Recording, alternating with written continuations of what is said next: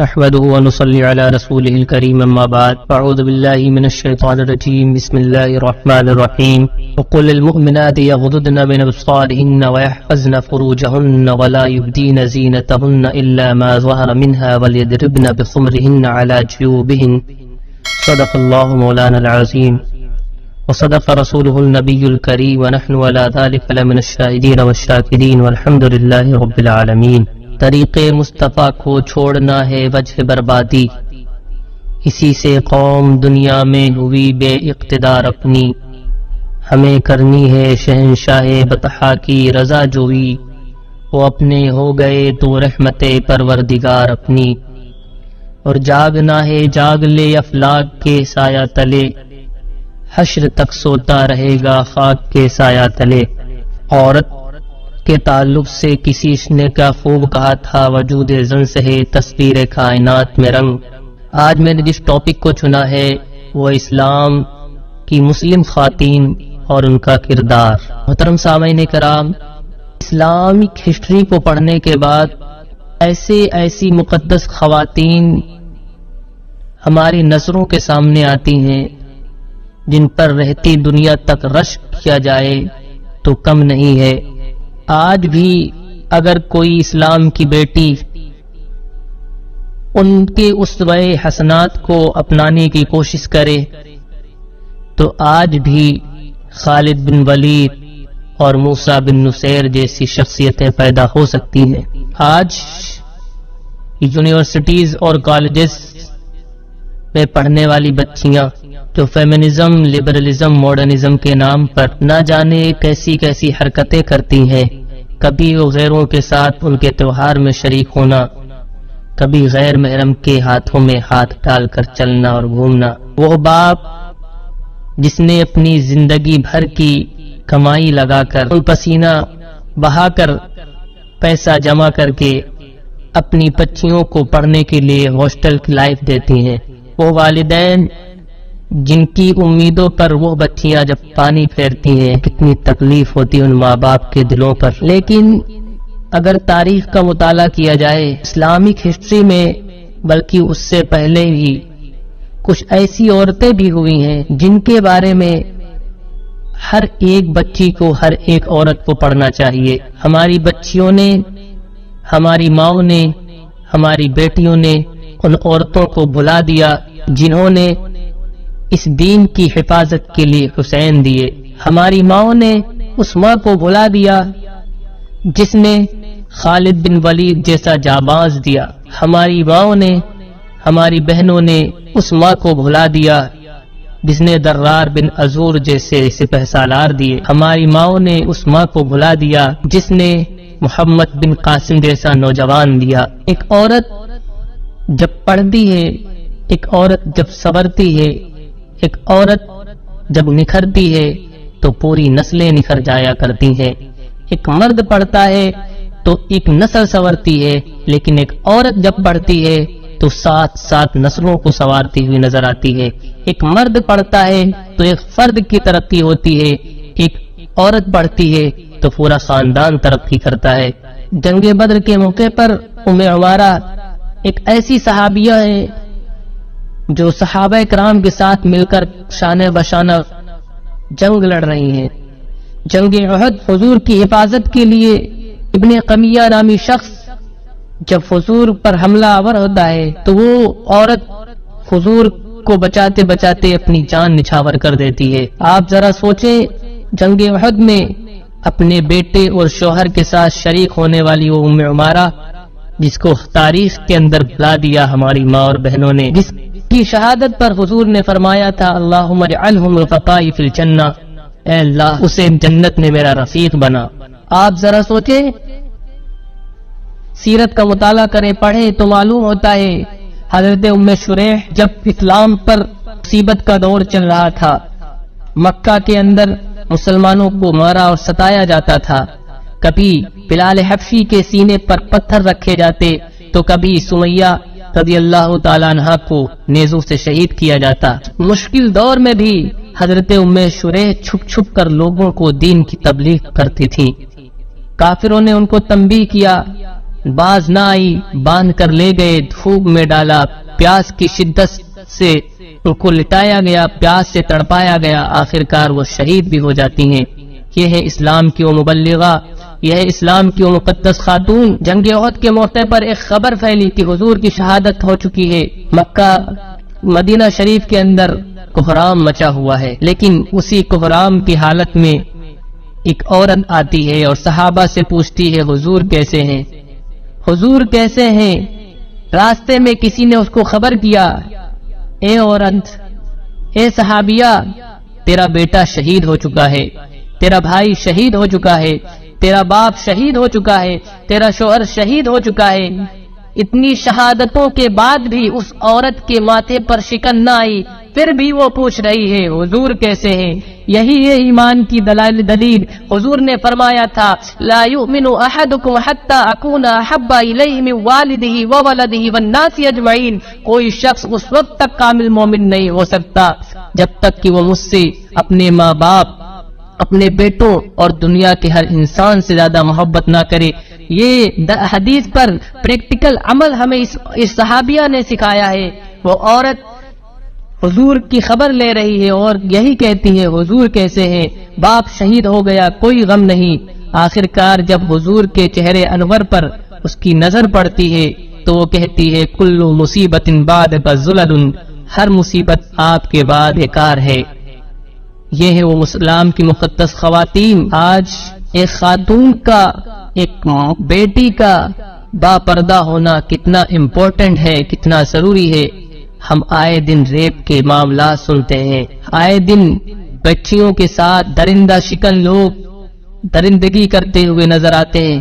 آپ کو معلوم ہے حضرت فاطمہ رضی اللہ تعالی عنہا کو اتنا بڑا مقام، جنتی عورتوں کی سردار ہے۔ حضور نے حضرت فاطمہ کو جنتی عورتوں کے سردار اور ان کے بیٹوں کو جنتی جوانوں کا سردار بنایا۔ اتنا بڑا یہ خطاب، اتنا بڑا یہ عہدہ کیسے ملا؟ آپ کو معلوم ہونا چاہیے حضرت فاطمہ رضی اللہ تعالی عنہا نے زندگی بھر اپنے پردے اور اپنی حیا کی حفاظت کی۔ موت کے وقت ان کو ایک تکلیف لاحق تھی، ان کو ایک پریشانی لاحق تھی کہ میں نے جس فاطمہ نے زندگی بھر اپنے پردے اور حیا کی حفاظت کی ہے، جب میری موت آئے گی لوگ میرے جنازے کو کھلم کھلا دیکھیں گے۔ یہ تکلیف انہیں ستاتی تھی۔ کسی صحابیہ نے ان کو مشورہ دیا کہ ہم نے فلاں ملک میں ایسا دیکھا ہے کہ عورت کے جنازے پر چادر ڈال دی جاتی ہے۔ حضرت فاطمہ اس مشورے سے بڑی خوش ہوئی، حضرت علی کو بلایا اور ان کو وصیت فرمائی میرا جنازہ رات میں نکالا جائے اور میرے جنازے پر چادر ڈال دی جائے۔ آپ ذرا سوچیں، حضور فرماتے ہیں کل قیامت کے دن اہل محشر کو حکم ہوگا یا اہل المحشر غضوا ابصارکم فإن فاطمة بنت محمد تمر على الصراط، اے اہل محشر اپنی نظروں کو جھکا لو، بے شک فاطمہ بنت محمد پل صراط سے گزرنے والی ہے۔ یہ پردے کی اہمیت حضرت امام حسن بصری رحمۃ اللہ تعالی علیہ اپنی توبہ کا واقعہ لکھ رہے ہیں۔ اپنی توبہ کا واقعہ بیان کرتے ہوئے لکھتے ہیں حضرت امام حسن بصری رحمۃ اللہ تعالی علیہ جو ولیوں کے سردار گنے جاتے ہیں، حضرت علی کے شاگردوں میں سے آتے ہیں، آپ لکھتے ہیں کہ وہ بہت امیر کبیر شخص تھا، بڑا امیر تھا، بصرہ کی گلیوں میں لوگوں کی خدمت کرتا تھا، غریبوں کی مدد کرتا تھا۔ ایک مرتبہ ان کی نظر، حضرت امام حسن بصری لکھ رہے ہیں، ایک مرتبہ میری نظر ایک عورت پر پڑ گئی، بڑی حسین و جمیل عورت تھی۔ حضرت امام حسن بصری بار بار اس عورت کو دیکھ رہے ہیں، بار بار اس عورت پر نظر پڑ رہی ہے۔ حضرت امام حسن بصری لکھ رہے ہیں وہ عورت مجھ سے کہتی ہے الا تشتہی، کیا تجھے شرم نہیں آتی؟ امام حسن بصری لکھتے ہیں ممن، کس سے شرماؤں؟ وہ عورت کہتی ہے وہ جو دلوں کے رازوں کو جانتا ہے، وہ جو ہر کھلی اور چھپی چیز کو جانتا ہے۔ حضرت امام حسن بصری فرماتے ہیں اس کا جملہ بہت بڑا تھا، لیکن حضرت امام حسن بصری اس عورت کے پیچھے ہیں۔ وہ عورت جا رہی ہے، اپنے گھر پہنچتی ہے۔ گھر پہنچنے کے بعد امام حسن بصری سے کہتی ہے ٹھہرو میں ابھی آتی ہوں۔ حضرت امام حسن بصری رحمۃ اللہ تعالی علیہ وہیں پر ٹھہر جاتے ہیں۔ وہ عورت تو نہیں آتی، لیکن کچھ دیر کے بعد اس عورت کی کنیزہ آتی ہے، اس کے ہاتھ میں ایک تشت ہے اور تشت پر ایک کپڑا پڑا ہوا ہے۔ حضرت امام حسن بصری جیسے اس کپڑے کو ہٹاتے ہیں، اس میں اس کی 2 آنکھیں تھی۔ حضرت امام حسن بصری اس کی 2 آنکھوں کو دیکھ کر پریشان ہو جاتے ہیں۔ اس عورت نے ایک مرد کو فتنے سے بچانے کے لیے اپنی آنکھوں کو نچھاور کر دیا۔ آج وہ ماں اور بہن سوچیں، غور کریں، جو بازار جاتے ہوئے وقت یہ سوچ کر جاتی ہیں کہ میں کیسے کپڑوں کو ڈیزائن، کیسے کپڑوں کو میں خریدوں اس سے ایک غیر مرد فتنے میں مبتلا ہو۔ ایک یہ بھی مقدس اسلام کی خاتون ہے کہ جس نے اپنے ایک مرد کو فتنے سے بچانے کے لیے اپنی دونوں آنکھیں نکال کر دے دی۔ حضرت امام حسن بصری پوری رات روتے رہے اور صبح اس عورت کا انتقال ہو جاتا ہے۔ حضرت امام حسن بصری اس عورت کے جنازے میں شریک ہوتے ہیں۔ رات میں وہ خام میں آتی ہے اور امام حسن بصری کو وصیت نصیحتیں کرتے جاتی ہے۔ آپ دیکھیں ایک ماں کا ایجوکیٹڈ ہونا، ایک ماں کا پڑھا لکھا ہونا، ایک ماں کا دیندار ہونا کتنا ضروری ہے۔ علامہ اقبال ہے، بچپن کا واقعہ ہے۔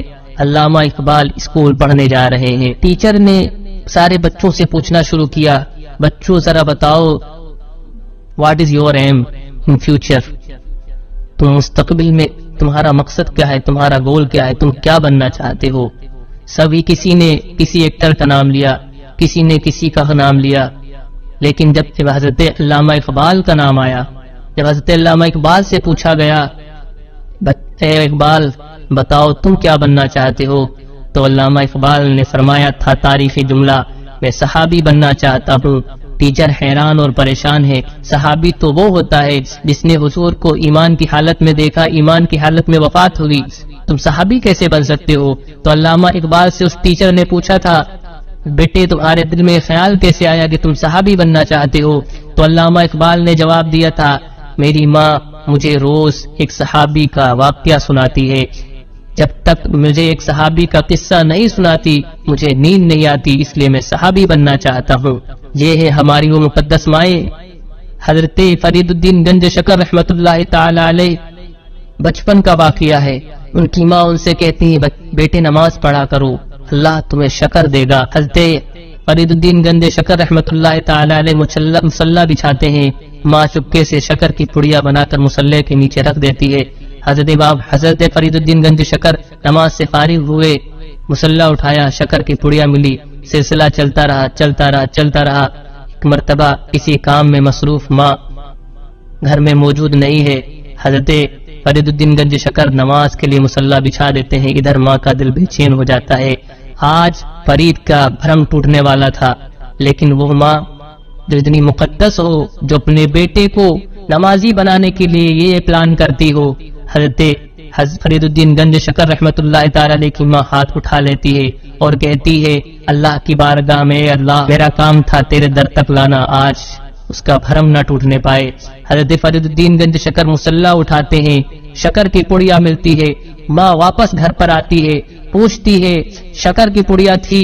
فرمایا ہاں لیکن پہلے سے میٹھی تھی۔ یہ ہے وہ مقدس خاتون جو اپنے بیٹوں کو کی تربیت کے لیے یہ پروگرام کرتی ہیں۔ آج ہماری ماں نماز کے اٹھانے کے لیے ٹائم نہیں ہے، لیکن کالج اور اسکول پرائمری اور ایجوکیشن کے لیے اس کو 3-4 بجے تک اٹھا دیا جاتا ہے، لیکن نماز فجر کے لیے اٹھانے کی کوئی کرائٹیریا، کوئی اسٹریٹجی نہیں۔ آپ کو معلوم ہے جب ماں مقدس ہوتی ہے، جب ماں با حیا ہوتی ہے، اللہ ان کی دعائیں قبول کرتا ہے۔ قطب الدین بختیار کاکی رحمت اللہ تعالی علیہ کے مزار کے جسٹ قریب میں ایک ولی کامل ابو المعید نظام الدین رحمت اللہ تعالی علیہ کی مزار ہے۔ ان کی مزار پر ایک کتبہ لکھا ہوا ہے، ان کے تعلق سے، ان کی ماں کے تعلق سے اس کتبے میں لکھا ہے ایک مرتبہ دہلی کے اندر ڈراؤٹ آ گیا، سوکھا پڑ گیا، قحط سالی آ گئی، بارش نہیں ہو رہی، لوگ نماز استسقاء کے لیے ایک میدان میں اکٹھا ہوتے ہیں۔ اس وقت کے بڑے بڑے علماء، مفتیان کرام، مشائخ کرام سب اکٹھا ہے، نماز پڑھ رہے ہیں، دعائیں مانگی جا رہی ہیں، دعا قبول نہیں ہو رہی، بارش نہیں ہو رہی۔ اتنے میں حضرت ابو المعید رحمت اللہ تعالی علیہ اپنی ماں کے چادر لے کر ہاتھ میں ننھے ہاتھوں سے، 6 سال کی عمر ہے، ننھے ہاتھوں سے آتے ہیں اور وہاں پر کھڑے ہو کر دعا کرتے ہیں اے اللہ یہ اس مقدس خاتون، اس مقدس عورت کا دوپٹہ ہے جس کو کسی غیر محرم نے نہیں دیکھا۔ اتنا ہی دعا کرنا تھا، اللہ تو اس کے صدقے بارش نازل فرما۔ اتنا دعا کرنا تھا، بارش ہونے لگی۔ 7 دن تک لگاتار دہلی کے اندر بارش ہوتی رہی۔ جب ہماری ماں نیک ہوگی، جب ماں فاطمہ جیسی ہوگی تو بیٹے حسین پیدا ہوں گے، جب ماں حضرت غوث پاک کی والدہ جیسے ہوگی تب بیٹے عبد القادر جیلانی جیسے پیدا ہوں گے۔ آپ کو معلوم ہونا چاہیے، ٹیپو سلطان کے تعلق سے آتا ہے کہ انہوں نے شیر کو پچھاڑا، انہوں نے شیر کو مارا۔ بچپن کا واقعہ ہے، ایک رائٹر محی الدین احمد اپنی کتاب میں لکھتے ہیں ٹیپو سلطان کے تعلق سے، ٹیپو سلطان بچپن سے بہت بہادر ہے، ان کو یہ بہادری کیسے ملی، انہوں نے شیر کو کیسے مارا؟ ان کی ماں سے جب پوچھا گیا تو ان کی ماں نے کہا تھا، میں اپنے بیٹے کو بغیر وضو کے کبھی دودھ نہیں پلایا۔ جب ہماری مائیں ایسی ہوں گی تب بچے ٹیپو سلطان پیدا ہوا کرتے ہیں۔ اپنی بیٹیوں کو پڑھاؤ، اپنی بچیوں کو پڑھاؤ، غیر ضروری کام میں خرچ کرنے سے بہتر ہے اپنی بچیوں کے لیے کالجز بناؤ۔ ٹیلی ویژن پھینک دو، اپنے گھروں کو تعمیر کرنا چھوڑ دو، اپنے بچوں کے مستقبل کو تعمیر کرو۔ آج ہماری بیٹیوں کے سروں سے دوپٹے چھینے جا رہے ہیں، وہ ہر شخص ذمہ دار ہے جو کسی نہ کسی عہدے پر ہے، کسی نہ کسی منصب پر ہے، جو پیسوں کے اعتبار سے پاور میں ہے۔ ہر شخص ذمہ دار ہے، اپنی ذمہ داری کو نبھاؤ، اپنی بچیوں کو پڑھاؤ، اپنی بچیوں کو پڑھاؤ۔ اس لیے کہ تعلیم کے بغیر کچھ نہیں ہے، تعلیم نہیں ہے تو کچھ نہیں۔ آج پوری دنیا میں اگر قوم مسلم ترقی کر سکتی ہے تو صحیح ایجوکیشن، صحیح تعلیم ہے۔ اللہ کی بارگاہ میں دعا ہے کہ ہمیں اپنی بچیوں کی حفاظت کے لیے، فتنہ ارتداد کو روکنے کے لیے، اپنی بچیوں کو باحیا بنانے کے لیے لائحہ عمل تیار کرنا ہوگا۔ کالجز بنانے ہوں گے، اسکول اور یونیورسٹیاں بنانی ہوں گی، مدرسے اور جامعات بنانے ہوں گے۔ اللہ کی بارگاہ میں دعا ہے ہم سب کو ایک مقصد کے لیے اکٹھا کرے، فرقہ بندی اور دنیا کے دوسرے کاموں میں سے بچتے ہوئے ہم سب کو ایک مقصد کے لیے بنائے، اس لیے کہ بغیر مقصد کی لائف برباد ہے۔